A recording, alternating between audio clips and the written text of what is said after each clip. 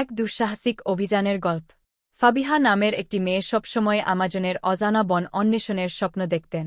এক গ্রীষ্মে তিনি অবশেষে তার স্বপ্নকে বাস্তবে পরিণত করার সিদ্ধান্ত নিয়েছিলেন।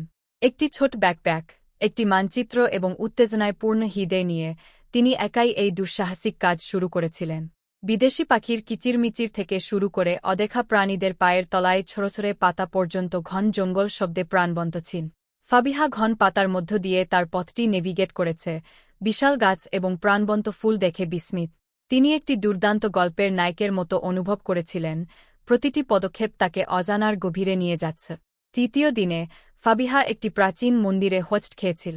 এর পাথরের দেয়ালগুলি দ্রাক্ষালতায় আবৃত ছিল এবং জটিল খোদাইগুলি দীর্ঘকাল ভুলে যাওয়া গল্পগুলির ইঙ্গিত দেয়। কৌতূহল জেগে উঠল, সে ভিতরে ঢুকল।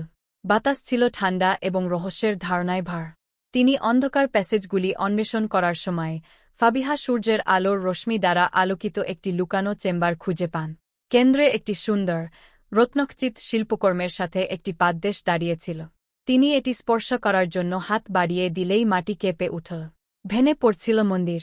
অ্যাড্রেনালিন পাম্পিং করে ফাবিহা আর্টিফ্যাক্টটি ধরে এবং প্রস্থানের দিকে ছুটল। মন্দিরটি তার পিছনে ভেঙে পড়ার সাথে সাথে সে আবির্ভূত হয়েছিল। সে নিরাপদে ফিরে এসেছিল এবং তার মুখে ছিল একটি বিজয়ীর হাসি।